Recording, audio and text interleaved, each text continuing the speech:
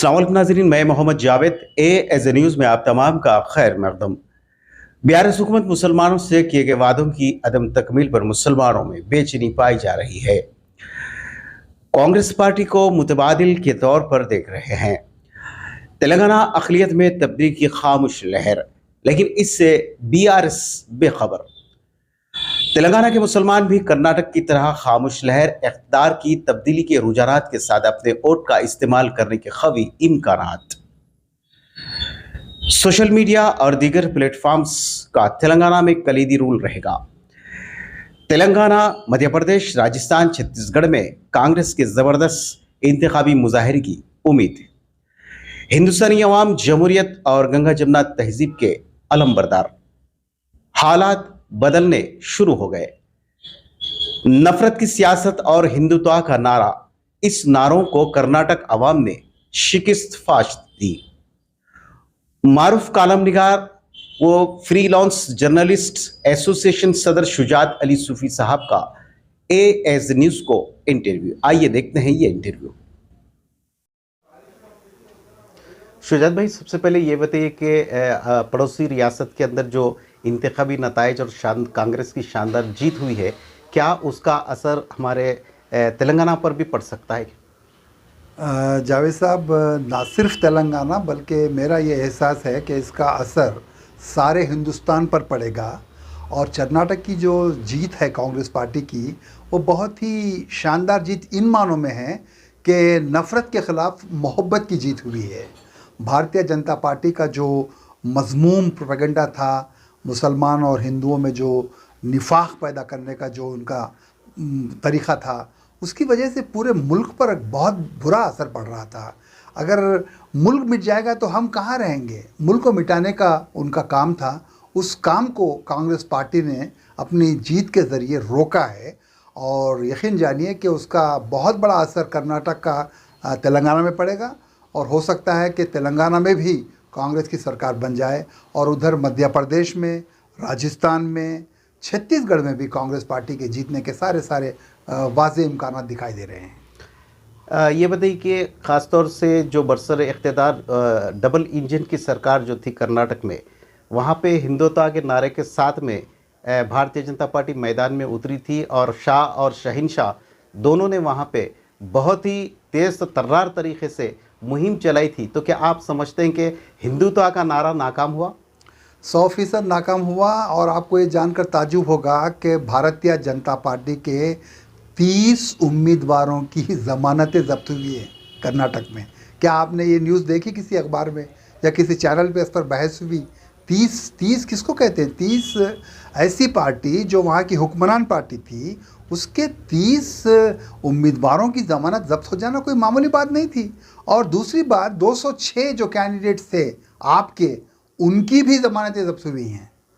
तो एक ऐसी आंधी चली मुल्क में इत्तेहाद, इत्तेफाक और प्यार की, और लोगों ने ये बता दिया कि वो देश के गद्दारों को, गोली मारो सालों को, शमशान, ख़ब्रिस्तान, हिंदुस्तान, पाकिस्तान, ऐसी तमाम बातों को लग़वियत कहकर उन्होंने इस बात पर फतह हासिल की कि हम तरक्याती बातों पर इलेक्शन लड़ेंगे, हम मईशत पर इलेक्शन लड़ेंगे।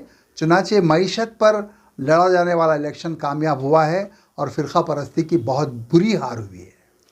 कर्नाटक में ख़ास तौर से सोशल मीडिया का जो किरदार रहा और एक लहर सी कांग्रेस के हक़ में चली, तो आप क्या समझते हैं कि सोशल मीडिया के ज़रिए अवाम अपना एजेंडा फ़िक्स कर रही है, जो दूसरे कायदीन जो है ना उस जानिब राग़िब हो रहे हैं उनका हाल चाल देखकर? तो सोशल मीडिया का क्या रोल, और हमारे पास तेलंगाना में सोशल मीडिया का क्या रोल रहेगा?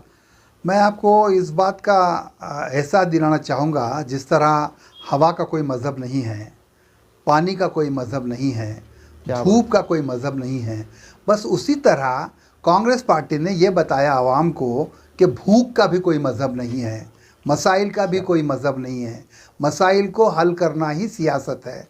और सोशल मीडिया की जहाँ तक आपने बात की, सोशल मीडिया ने यकीनन बहुत बड़ा रोल प्ले किया, क्योंकि ये जो सो कॉल्ड गोदी मीडिया है, जो नेशनल मीडिया है, वो नीस तो नाबूद हो गया। लोग जो भी बड़े बड़े टीवी हैं वो देखना बंद कर चुके हैं। इनका सारा दारोमदार सोशल मीडिया पर आ चुका है और सोशल मीडिया सच्चा मीडिया है और बिल्कुल अच्छा मीडिया है और आपके हाथ में है। इसके लिए किसी ड्राइंग रूम में बैठ करके आपको देखने की ज़रूरत नहीं पड़ती। जब भी आपको मौका मिला आपने फ़ोन ऑन किया, सोशल मीडिया पर चले गए, अपना पसंदीदा चैनल देखा और वहाँ पे आपको सही सही बातें मिली और उस बुनियाद पर आपने वोट दिया और उसका नतीजा आपने देखा कि मोहब्बत की फतह हुई, नफ़रत की शिकस्त हुई। जैसा कर्नाटक में एक लहर सी चली थी और वोटर्स ने एक जहन बना लिया था कि हम किसी एक जानिब जो है ना वोट देंगे, इत्तेहाद और मुत्तहिद होकर भी कांग्रेस के हक़ में वोट का इस्तेमाल किया है। तो इलेक्शन से पहले ही जो है ना एक जहन बन गया था अवाम का, वोटर्स का। तो आप वैसा लहर जो है कुछ तेलंगाना में भी महसूस कर रहे हैं? हाँ, यहाँ पर भी बिल्कुल साफ आसार दिखाई दे रहे हैं। लोग इस पार्टी से और इस हुकूमत से बदज़न हो गए हैं। ख़ास तौर पर अक़लियतें बहुत मुतासिर हैं। अक़लियतों के ताल्लुक़ से जितने भी वादे किए गए हैं इंतहाई झूठे साबित हुए हैं। तीन मुसलमानों को मिनिस्टर बनाने की बात, एक मुसलमान को डिप्टी सीएम बनाने की बात, 12% रिजर्वेशन देने की बात और इस्लामिक सेंटर बनाने की बात, कितनी बातें हैं जिनका मैं जिक्र करूं आपसे। तो एक तो ये हुआ, दूसरी तरफ शेड्यूल कास्ट भी परेशान हैं क्योंकि उनके साथ भी बहुत सारे वादे किए गए, उनके साथ भी बहुत सारे उनके साथ भी खिलवाड़ किया गया, वो भी नाराज़ हैं। बैकवर्ड क्लासेस के लोग भी नाराज़ हैं। तो लगता यह है कि सब लोग मुश्तरका तौर पर बीआरएस को हराएंगे और कांग्रेस को जिताएंगे। आने वाले टाइम में आप क्या देख रहे हैं कि कांग्रेस इक़्तिदार हासिल करते दिख रही है? मुझे तो ऐसा ही लग रहा है क्योंकि ये जो पदयात्रा को जो रिस्पांस मिल रहा है, रेवंत रेड्डी की पदयात्रा और भट्टी विक्रमा की जो पदयात्रा को जो रिस्पांस मिल रहा है, जो लोग जिस अंदाज में जोक दरजोक आ रहे हैं, वो इस बात का सबूत है कि लोग बीआरएस से बदज़न हो गए हैं और एक नई हुकूमत चाहते हैं, एक नई ताजगी चाहते हैं। ख़ास तौर से जब कर्नाटक के अंदर देखा गया कि हर टाइम वहाँ की आवाम हर जो बरसर इक़्तिदार जमात को हराकर दूसरी पार्टी को लाती है, तो क्या वही जो है अमल यहाँ पे भी होगा? यहाँ पे यकीनन होने वाला है क्योंकि 2 बार आवाम ने बीआरएस को जिताया और अब मुझे लगता है कि तीसरी बार उनका जीतना नामुमकिन है और बीआरएस को शिकस्त होगी और एक नई सुबह तेलंगाना में जन्म लेगी। अब चूँकि हालात आने वाले 5 या 6 महीने में इलेक्शन का बिगुल बज जाएगा, तो तेलंगाना के जो ख़ास तौर पे मुस्लिम जो दानिश्वर है, वो लोग भी कोई अपनी पॉलिसी या कुछ एजेंडा तरतीब देना चाहिए? देखिए, जहाँ तक मुसलमानों में दानिश्वर का सवाल है, मैं माफ़ी चाहता हूँ, दानिश्वर तो नहीं दिखाई दे रहे हैं। लोग जो है किसी एक मखसूस अखबार को ये समझते हैं कि दानिश्वरों की तर्जुमानी कर रहा है, तो ऐसा कुछ नहीं है।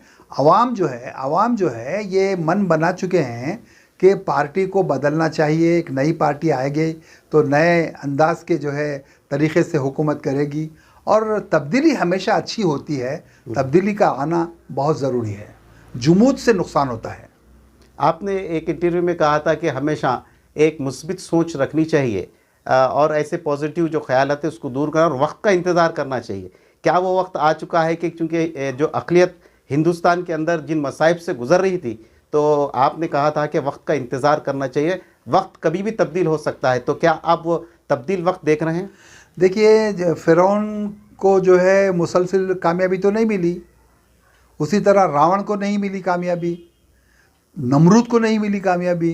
तो उरूज के बाद ज़वाल आता है और अब हम जो है इंशाअल्लाह उरूज की तरफ जाएंगे और मुल्क भी उरूज की तरफ जाएगा और मुल्क में जो सोकाल बदअमनी फैली हुई है वो ख़त्म होगी, एक नया सवेरा तुलू होगा, एक नई सुबह आएगी, रात का अंधेरा छटेगा। ASJ न्यूज़ से बात करने के लिए शुजात भाई साहब बहुत बहुत शुक्रिया। बहुत बहुत शुक्रिया आपका भी।